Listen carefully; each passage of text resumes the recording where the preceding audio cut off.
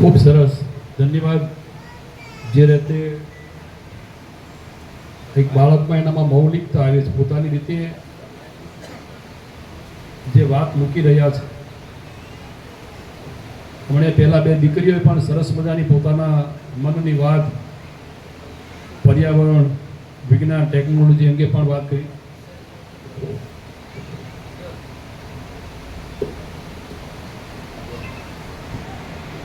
આ શિક્ષણનું પરિણામ છે.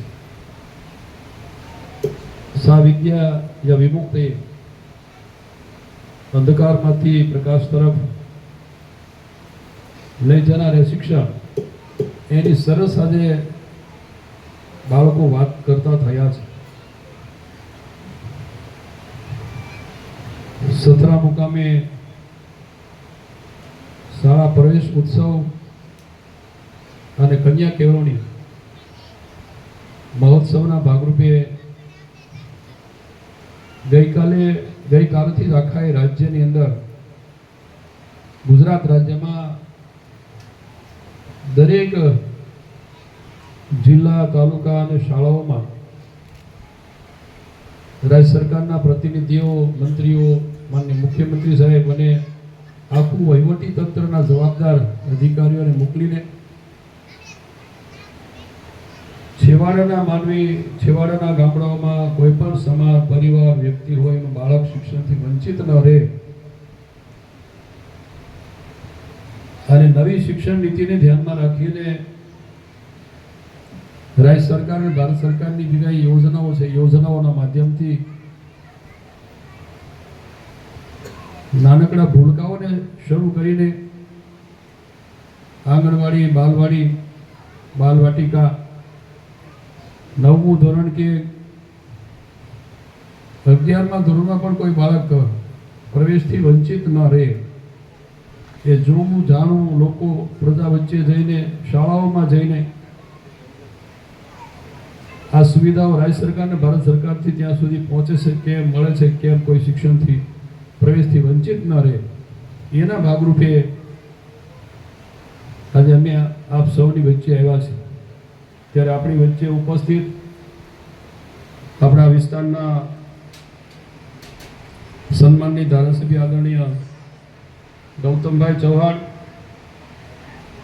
આપણા બાંધકામ સમિતિના પૂર્વ ચેરમેન ભાઈ શ્રી રંજનભાઈ ભટ્ટ, જિલ્લા પંચાયતના પ્રમુખ ભાઈ શ્રી વિક્રમભાઈ ડાભી, ભારતીય જનતા પક્ષના સંગઠનના હોદ્દેદારો આદરણીય ભાઈ શ્રી ધીરુભાઈ મકવાણા, ઘનશ્યામભાઈ બારૈયા, આમ તો આ જ વિસ્તારના અને વર્ષોથી શિક્ષણ ક્ષેત્ર સાથે જોડાયેલા અને સંગઠન સાથે જોડાયેલા અને આજે પણ અમારા રાજકોટ જિલ્લામાં પણ સંગઠનની શિક્ષણની જવાબદારી સંભાળ્યા આદરણીય ભાઈ શ્રી ખોડાભાઈ કસિયા, રાજુભાઈ ડાભી, નરેશભાઈ બારૈયા, અશ્વિનભાઈ જાની, જેડી જાની, મહેશભાઈ, આદરણીય સહકારી ક્ષેત્રના સૌ આગેવાનો ઉપસ્થિત ભાઈ શ્રી રાણાભાઈ, આ શાળાના 3 શાળાઓમાંથી આચાર્યશ્રીઓ અને શિક્ષક મિત્રો, આ ગામના સૌ સન્માનીય આગેવાનો, મંચ ઉપરના સંગઠનના હોદ્દેદારો, સહકારી ક્ષેત્રના જાહેર જીવન સાથે જોડાયેલા, ગ્રામ પંચાયત, તાલુકા પંચાયતની સાથે જોડાયેલા સૌ સભ્યો, મંચ ઉપરના ગામના સૌ સન્માનીય આગેવાનો, ઉપસ્થિત 3 શાળાઓમાંથી શિક્ષક ભાઈઓ અને બહેનો, અને ખાસ કરીને આજે આપણે સૌના માટે આ કાર્યક્રમના ભાગરૂપે મળ્યા છે ત્યારે આંગણવાડીના ભૂલકાઓ અને આંગણવાડીની બહેનો, બાલવાટિકાના ભૂલકાઓ અને બાલવાટિકા સંભાળતા બહેનો અને ઉપસ્થિત સૌ વિદ્યાર્થી ભાઈઓ અને બહેનો, આજના શિક્ષણ ક્ષેત્ર સાથે આજના કાર્યક્રમ સરસ મજાનો આયોજન અને આટોપવા માટેનો પ્રયત્ન કરી રહ્યા છે. એના ભાગરૂપે આપણે વચ્ચે શિક્ષણ વિભાગના અધિકારી મિત્રો અને તાલુકામાંથી ટીપીઓ શ્રી, એસએમસી એની સાથે જોડાયેલા વાલીગણ, સૌ ભાઈઓ અને બહેનો, આપણે સૌ હમણાંથી વાત થઈ તેમ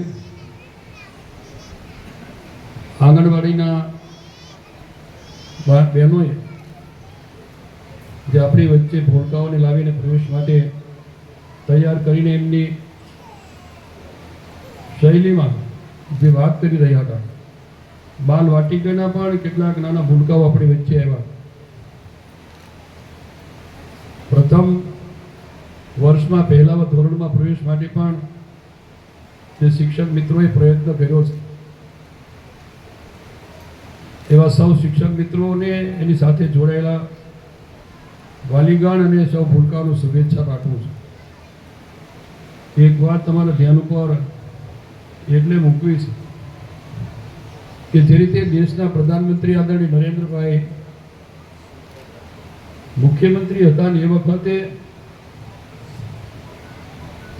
2003માં એને શિક્ષણ અંગે ખૂબ ચિંતા કરી, રથની શરૂઆત કરી, કન્યા કેળવણી જ્યોત અને કન્યા કેળવણી માટે સતત ચિંતા કરીને એના માટેની દીકરીઓ ક્યાંયથી શિક્ષણથી વંચિત ન રહે એના માટે અનેકવિધ યોજનાઓ મૂકી. આજે જોઈ રહ્યા છીએ એનું પરિણામ.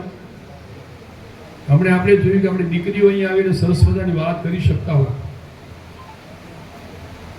એની સાથે એના વાલીગણ પરિવાર પણ અહીંયા આવીને જે રીતે દીકરીઓને શિક્ષણ પ્રત્યેની રુચિ કેળવાય એ માટેના પ્રયત્ન કરી રહ્યા હોય, આ એનો જ એક ભાગ છે. 2003માં શરૂ કરેલી આ કન્યા કેળવણી 2024માં પ્રવેશ ઉત્સવની જે આજે આપણે આપ સૌ જોઈ રહ્યા છો, એના 20 વર્ષ પૂરા કરીને 21મા વર્ષમાં જ્યારે આવી પ્રવૃત્તિઓ સતત દર વર્ષે આવા શિક્ષણના કાર્યો થતા હોય, અહીંયા જે છેલ્લી આ શાળામાં જ્યારે પ્રવેશ માટેની વાત હોય ત્યારે બાલવાટિકામાં કુમાર 24, કન્યામાંથી 27, એટલે કુલ બાલવાટિકામાં 51 જેટલા ભૂલકાઓ આજે પ્રવેશ લઈ રહ્યા છે. આંગણવાડીમાં જોઈએ તો કુમાર 21, કન્યાઓ 16, એટલે કુલ 37. બંનેમાં હું માનું ત્યાં સુધી હજુ પણ હમણાં અહીંથી વાત થતી તેમ આ ગામ ખૂબ સમૃદ્ધ છે, આર્થિક રીતે સદ્ધર છે, કૃષિ ક્ષેત્રે એની સાથે સાથે ગામ પ્રગતિશીલ છે, વેપારની દ્રષ્ટિએ પણ આગળ છે. કદાચ એમાં કોઈ પરિવારો એવા પણ હશે કે હજુ કદાચ થોડાક આર્થિક નબળા હોય, એના બાળકો અને દીકરીઓ ખાસ કરીને આ સંખ્યા જોતા કાં તો થોડોક રેશિયો અસમાન છે. હજુ ક્યાંક કદાચ દીકરીઓ પ્રવેશમાં બાકી રહી છે, એવું થોડું હમણાં બાજુના ગામમાં જોયું, એના ઉપરથી એવું લાગે છે કે કંઈક હજુ થોડુંક ખૂટે છે. કદાચ એ પરિવાર અશિક્ષિત હોય, અભણ હોય, અથવા તો ક્યાંક મજૂરી કામે ક્યાંક જતા હોય, એવા પરિવારની કોઈ દીકરીઓ શિક્ષણથી વંચિત ન રહે એવી આપ સૌ અહીંથી આપણા શિક્ષક મિત્રો અને આંગણવાડી સાથે જોડ્યા સૌ બહેનો પણ ચિંતા કરે. 9થી શરૂ કરીને 12 સુધીની જે દીકરીઓને ભણવા માટે, કન્યાઓને ભણવા માટે 9થી 12 સુધી જે વિદ્યાલક્ષ્મી યોજના, એના માધ્યમથી સરસ મજાની જુદી જુદી જોગવાઈઓ રહેલી છે. એ નમોલક્ષ્મી એમાં 9થી શરૂ કરે તો 12 ધોરણ સુધી દીકરીને એના માતા પિતાને ભણવા માટે ભારણરૂપ ન થઈ શકે એ રીતે એને ભણવા માટે તો તમામ પ્રકારના પુસ્તકો, યુનિફોર્મ, સાયકલ, વિવિધ પરીક્ષાઓના માધ્યમથી એમને શિષ્યવૃત્તિ, સહાય, તેમ છતાં પણ 9માંથી 12 સુધી ભણવા માટે નમોલક્ષ્મી યોજનામાં એ દીકરીને 4 વર્ષમાં 50,000 જેવી આર્થિક મદદ પણ રાજ્ય સરકાર તરફથી મળે છે.